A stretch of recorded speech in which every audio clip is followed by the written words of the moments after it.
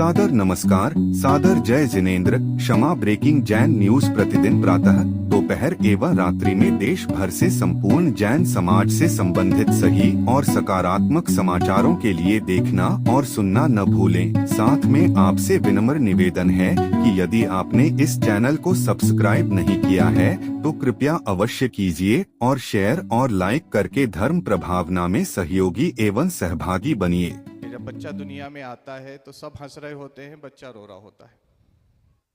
लेकिन जिंदगी ऐसी गुजारो कि तुम जाओ तो तुम हंस रहे हो, बाकी सब रो रहे हो। आचार्य श्री महाराज जी की जो जिंदगी है मैंने पढ़ी, भाई साहब ने भी बताई कि उनकी जो उद्देश्य है, उन्होंने जिस तरीके से देश हित में, समाज हित में और गरीब और निचले तबके के, खास तौर से जो है आदिवासी इलाकों में और जेल वगैरह में जो उन्होंने काम किए हैं, ये ऐसे कार्य हैं जो सदियों सदियों तक उनके जाने के बाद भी चलते रहेंगे, लोग उससे फ़ायदा उठाते रहेंगे। ये हम सब के लिए और आने वाली तमाम लोगों के लिए कहीं ना कहीं उपकार और एहसान है। मैं उनका बहुत दिल से धन्यवाद करता हूँ। दो बातें हमें यहाँ समझनी है जो बहुत अच्छी हैं। एक तो ये कि उनकी सुनना और एक उनके विचारों पर अमल करना। हमारे यहाँ आज ये कमी, खुद मैं अपनी कहूँ, मेरे अपने समाज में भी है और भी समाजों में होगी, कि हम हमारे पूर्वजों को, हमारे बुज़ुर्गों को, हमारे जो गुरु हैं, गुरुवर हैं, उनको बहुत मानते हैं, सम्मान देते हैं, उनकी बातों को सुनते हैं, लेकिन अमल कितना करते हैं। हमारे यहाँ जो चीज़ ज़्यादा फोकस की जाती है कि भाई हम मान रहे हैं ये हमारे गुरु हैं, हम उनको फॉलो भी कर रहे हैं, लेकिन हमारी प्रैक्टिकल ज़िंदगी में उनकी ज़िंदगी के कितने कण हैं, प्रैक्टिकल ज़िंदगी में उनकी ज़िंदगी की क्या समानताएं हैं, ये हमारे लिए जो है ज़्यादा शायद ज़रूरी है। जैसे हज़रत आपके जो गुरुजी हैं हमारे, उनका जो त्याग, और त्याग भी ऐसा कि हमेशा के लिए हम झूठ बोलना छोड़ दें कुछ दिन, कुछ टाइम, बहुत मुश्किल है, आजकल तो मोबाइल हो गया। हम जो है धोखा देना, चीट करना छोड़ दें, बहुत मुश्किल हो गया हमारे लिए। हम जो है अपने बच्चों के लिए गलत शिक्षा देना छोड़ दें, बहुत मुश्किल हो गया। हर फील्ड में हर जगह चीट है। लेकिन आचार्य जी से हम सीख सकते हैं कि उन्होंने जब एक बार त्याग किया तो हमेशा के लिए उन चीज़ों को त्याग दिया। दूसरी जो चीज़ कि आचार्य जी की ज़िंदगी से जो हमें सीखना चाहिए, सादगी। हमारे यहाँ भी उसको बहुत उसकी अहमियत दी गई है कि दुनिया में सादगी रहो, सादा रहो। उसको हमारे यहाँ कहा गया कि इस तरह रहो जिस तरह एक मुसाफिर होता है।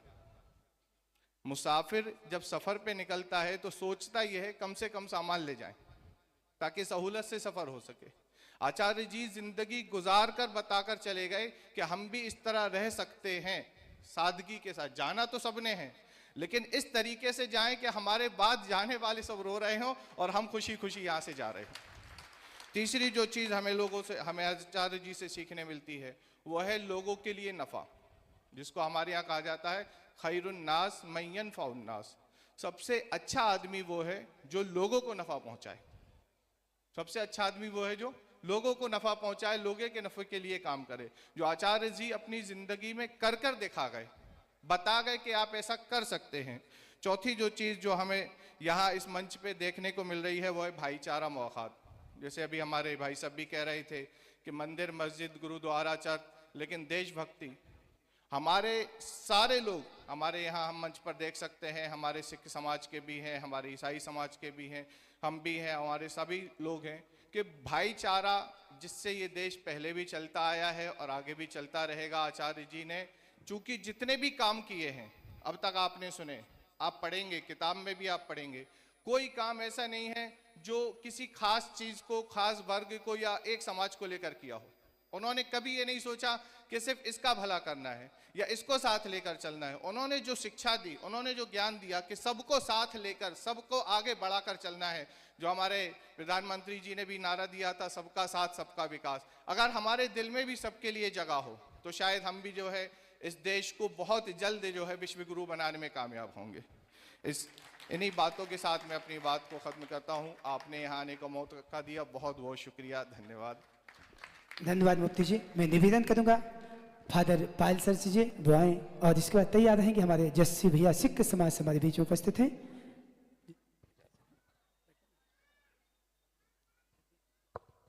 हमारे भैया राजेश भैया हमारे अतिथियों को आचार्य जी के चित्र स्मृति सूत्र प्रदान करें। राजेश भैया, सालू भैया, ये चित्र यहाँ रखे हुए आगे, यहाँ से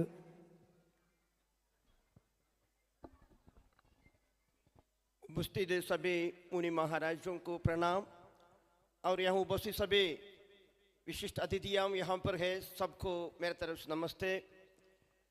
आज यहाँ पर हमारे आचार्य जी विद्यासागर जी मुनि महाराज के इस प्रथम पुण्य तिथि के अवसर पर मुझे यहाँ पर आने और विनयांजलि अर्पित करने के लिए सौभाग्य हुआ है। जब भी मैं मुनि महाराजों को देखते हैं, जैन मुनि महाराजों को देखते हैं, मेरे मन में वही बात आते हैं, जब सांसारिकता बढ़ते जाते हैं आध्यात्मिकता घटते जाते हैं। जब आध्यात्मिकता बढ़ते जाएंगे सांसारिकता तो घटते जाएंगे। जैसे अपने मुनि महाराज सारे दुनियादारी या सारे सुख सुविधा सबको त्याग करते हुए उनका जो जीवन है उससे पता चलता है वो कितना आध्यात्मिकता है उसमें। और उनकी इस आध्यात्मिकता से ही वह आगे बढ़कर लोगों की सेवा यानी ईश्वरीय सेवा के उस महत्व को समझते हुए लोगों की सेवा के लिए कितने सारे कार्य किए हैं। यहाँ पर हमारे सामने ये अस्पताल है और बहुत सारे बातें मानवता की सेवा के लिए विद्यासागर जी मुनि महाराज की आशीष और प्रेरणा से शुरू किया है। यही प्रमाण है कि वो कितने आध्यात्मिकता में आगे निकले थे।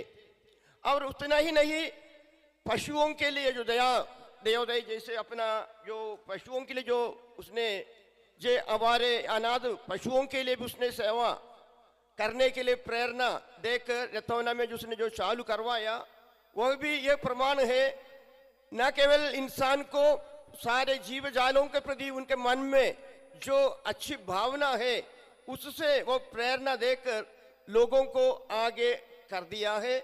और उनकी प्रेरणा और उनके द्वारा किए हुए कार्य न केवल सागर में, न केवल भारत में, विश्व भर में हमेशा के लिए अमर ही रहेंगे।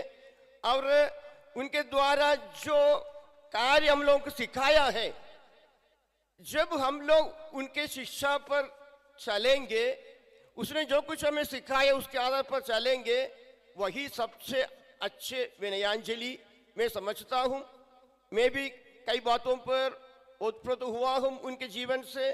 जितना मैं प्रैक्टिस कर सकता हूँ उतना तो प्रैक्टिस तो करता हूँ।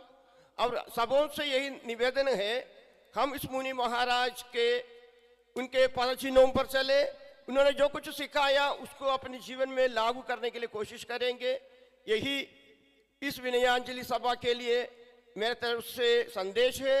और सभी सागर के सभी ईसाई समुदाय की ओर से पुनः मुनि महाराज के लिए प्रणाम और विनयांजलि। धन्यवाद फादर पाल जी।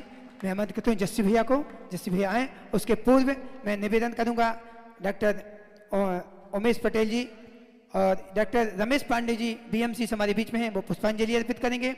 डॉक्टर संजय माहेश्वरी जी आईएमए से, आईएमए के जो भी सदस्य डॉक्टर लोग उपस्थित हैं वो भी पुष्पांजलि अर्पित करेंगे। डॉक्टर उमेश पटेल जी सचिव हैं आईएमए के, यदि वो उपस्थित हैं तो उनसे भी मेरा निवेदन है कि वो भी पुष्पांजलि अर्पित करेंगे। डॉक्टर राजेश जैन जी संयुक्त संचालक हैं मेडिकल कॉलेज में, अधीक्षक भी हैं, वो भी आए और वो पुष्पांजलि अर्पित करेंगे। आदरणीय जस्सी भैया। बोलिए आचार्य श्री विद्यासागर महाराज की। हम लोग आचार्य श्री की नगरी में बैठे हैं, एक ऐसे तीर्थ स्थान पर बैठे हैं। श्रद्धांजलि देने नहीं आए, श्रद्धांजलि उन लोगों को दी जाती है जो इस दुनिया से चले जाते हैं। आप अपने दिल और आत्मा से देखिए, गुरुवर यही है। बोलिए आचार्य श्री विद्यासागर महाराज की। बहुत रोते हैं हम, लेकिन दामन हमारा कभी नम नहीं होता और इन आंसुओं के बरसने का कोई मौसम नहीं होता। सदा महफूज रहता हूं मैं दुश्मनों के बीच, क्योंकि मेरे गुरुवर की दुआओं का खजाना कभी कम नहीं होता, कभी कम नहीं होता। समय कम है, मैं अपने जीवन की एक हकीकत जहां पर मेरे गुरुवर मेरे साक्षात आकर खड़े हो गए थे उस बात को रखूंगा और अपना स्थान ग्रहण करूंगा। आज से करीब 25 साल पहले जब हमारा बहुत खराब समय था, फाइनेंशियली स्थिति बहुत खराब थी, मेरी गाड़ी, हकीकत कहूंगा झूठ कुछ भी नहीं है, मेरा ट्रक असम में एक्सीडेंट हो गया जिसका इंश्योरेंस नहीं था और पुलिस थाने में खड़ी कर दी गई। मैंने अपने ड्राइवर से बोला, बेटा कोशिश करना कि केस ना बन पाए, क्योंकि हमारी ऐसी स्थिति नहीं है कि हम अपनी गाड़ी को लाखों रुपए खर्च करके वहां से छुड़वा कर ले आए। और मैंने ड्राइवर को फोन किया, मेरे घर में गुरुवार का मंदिर बना हुआ है, सभी जानते हैं। मैं उनके पास आधा घंटा बैठकर रोया और मैंने गुरुवार से आराधना करी। जब घर पहुंचा तो 11:15 बज रहे थे। मेरे छोटे भाई कहने लगे क्या हुआ, तो मैंने बोला अदालत में एप्लीकेशन लगा दी। तो मेरे भाई कहने लगे रात में 11:15 बजे कौन सी अदालत खुली है, तो मैंने दादा बोला कि दुनिया की सबसे बड़ी अदालत। जब मैं सवेरे 7 बजे उठा, जहां पर मेरी गाड़ी एक्सीडेंट हुई थी उसके 50 किलोमीटर आगे से ड्राइवर का फोन आता है, भैया हम तो बुगाई गांव पहुंच गए। तो मैंने बोला थाने का क्या हुआ, बोलते बड़े साहब आए थे, बोलते इनकी कोई भी गलती नहीं है, इनको क्यों रोका है, चलो भगाओ इनको। जय जय ये गुरुदेव। थे आचार्य श्री।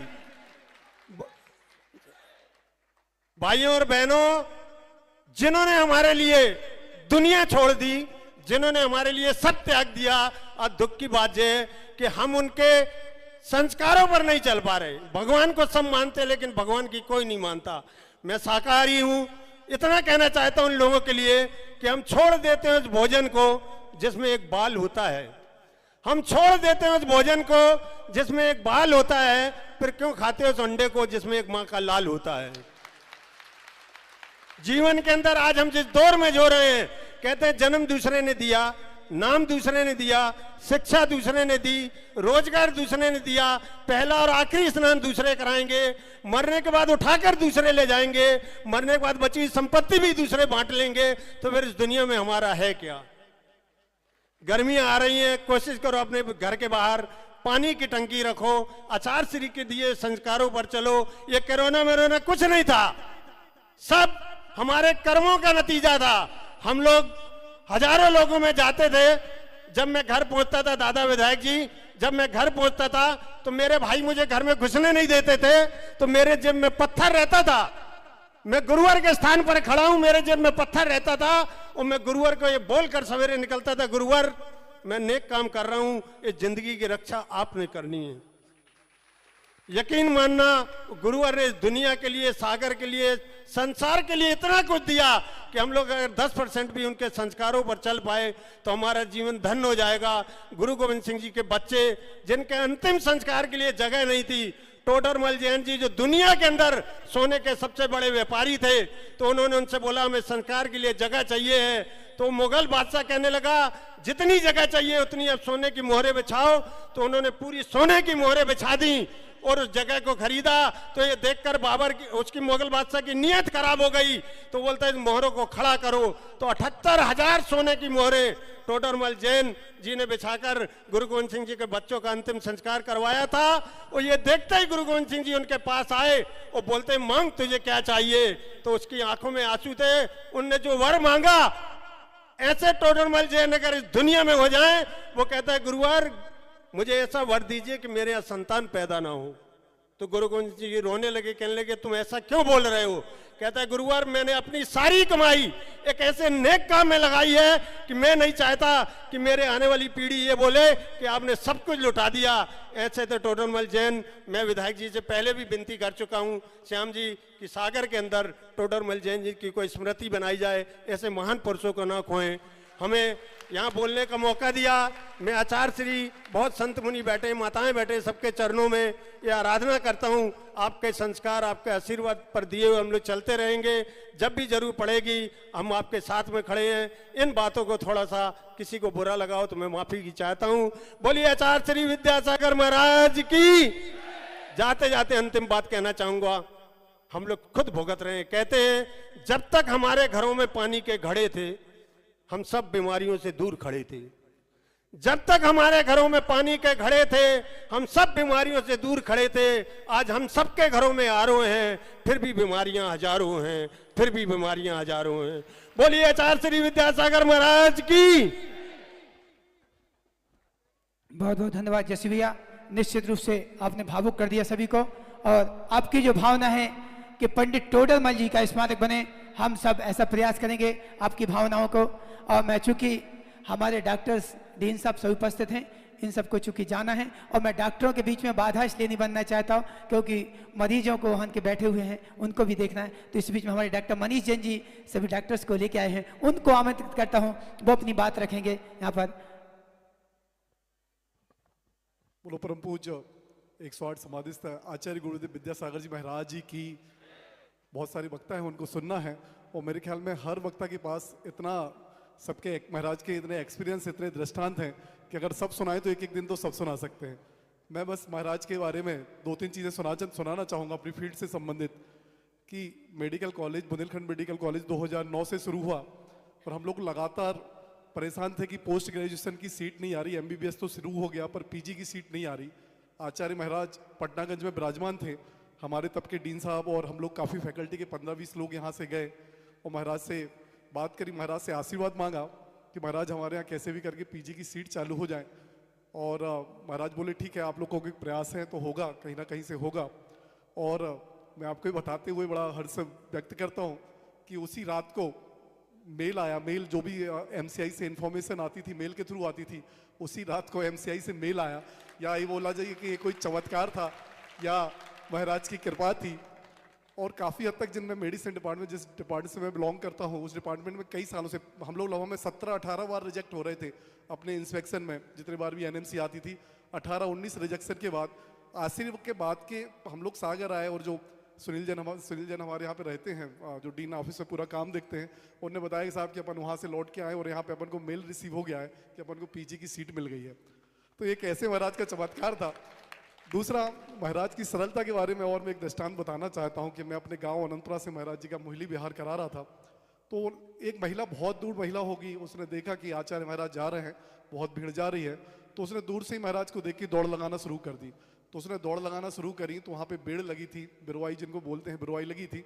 तो वो उसमें से खोल नहीं पाई तो उससे कूदी, तो वो एक बार गिर गई, उसकी धोती होती फंस गई। फिर लोगों ने बोला, महाराज ने देख लिया कि वो बहुत दूर से आ रही है, उसने फिर से खेत के अंदर दौड़ना शुरू किया, फिर से कहीं वो फंसी, फिर से गिर गई। तो महाराज उसको दूर से देख रहे थे, महाराज रुक गए। लगभग महाराज 3 मिनट तक जब तक महिला ना आ पाई तब तक महाराज 3 मिनट तक उसके लिए रुके रहे। ये मुझे नहीं लगता कि कोई संभव हो सकता है कि 3 मिनट महाराज किसी के लिए वेट करें। एक, क्योंकि महाराज के बारे में तो कहा जाता है कि जब रामटेक में महामहिम कोविंद जी उनके दर्शन करने आए तो लगभग में उनके सामायिक से 3 या 4 मिनट लेट हो गए, तो महाराज अपने कक्ष में चले गए। महामहिम 1-1.5 घंटे रुके, जब सामायिक खत्म हुआ तब जाके उनका महामहिम राष्ट्रपति जी से मुलाकात हो पाए। तो उनकी सरलता देखी जाए कि एक भक्त जिनको वो हो सकता है मतलब जानते तो नहीं होंगे, एक भक्त इतने दूर से एक आशा के साथ आ रहा कि हमें महाराज के दर्शन करने हैं। 2 बार वो गिरती है और उसके बाद फिर से महाराज 3 मिनट तक रुक के, मतलब मैं अपने आंखों देखू की घटना बता रहा हूँ, 3 मिनट रुक के फिर महाराज जब वो महाराज के आके उसने पैर पड़ लिए तब वो महाराज के वहाँ से गई। मैं महाराज का पूरा जीवन जब अध्ययन करता हूँ तो उनको 3 चरणों में पाता हूँ। महाराज की जब दीक्षा हुई, दीक्षा के बाद महाराज लोगों से मैं सुनता हूँ, योग सागर जी महाराज से बात होती है, सबसे जब सुनता हूँ 10-12 साल तो महाराज किसी से कुछ नहीं बोले, सिर्फ उन्होंने अध्यापन किया। जैनों में इतना ज़्यादा शास्त्र होते हैं, इतना आगम होता है कि आप पढ़ते रहें, आपकी पूरी ज़िंदगी निकल जाए तो भी संभव नहीं है कि आप पूरा अध्ययन कर पाएँ। स्टार्टिंग के 10-12 साल महाराज सिर्फ और सिर्फ अध्ययन किया, अध्ययन काल रहा उनका। उसके बाद जैसे जो 80 वगैरह का दशक है, जब महाराज बुंदेलखंड की तरफ आए तो 80 के दशक में महाराज ने जो जैन धर्म को बढ़ाने के लिए, जैन दर्शन बढ़ाने के लिए, जो मुनि संघ बढ़ाने के लिए लगभग में 10-15 साल काफ़ी हद तक मुनि संघ का विस्तार हुआ, जो दूसरा मुझे उनका स्टेज लगता है। और तीसरा स्टेज जिसमें महाराज के भगवान के रूप में अपन को जो दर्शन हुए कि जो उनने पूरा परोपकार के लिए, जो परमार्थ के लिए, जो स्वरोजगार के लिए और जो स्वावलंबन के लिए जो अपन ये भाग्योदय देख रहे हैं, ऐसे महाराज के कम से कम 16-18 प्रकल्प हैं कि उसके बाद जो 90 दशक के बाद भाग्योदय से जो चीज़ें शुरू हुई तो वो पूरे विश्व में महाराज को एक जो महान संत बना दिया, वो इन परोपकार और परमार्थ के थ्रू बना दिया। संत तो अपनी ज़िंदगी में कोशिश करते हैं कि कैसे भी हम अच्छे से अपने संत को बताएं। आचार्य महाराज ने संतों के लिए भी स्टैंडर्ड इतने ऊंचे कर दिए कि अगर आपको संत रहना है तो आचार्य महाराज के सिर्फ आप चरित्र को देखते रहें। इन्हीं भावनाओं के साथ मैं महाराज को अपनी भावांजलि व्यक्त करता हूं। धन्यवाद। Kshama breaking Jain news YouTube channel पर विज्ञापन देकर धर्म प्रभावना में बने सहभागी। विज्ञापन देने हेतु संपर्क कीजिए मोबाइल नंबर 9026900740 एवं समाचार एवं वीडियो भेजने हेतु WhatsApp number 9335236222। Kshama breaking Jain news YouTube channel देखने के लिए आपको बहुत बहुत धन्यवाद। सादर प्रणाम, सादर जय जिनेंद्र।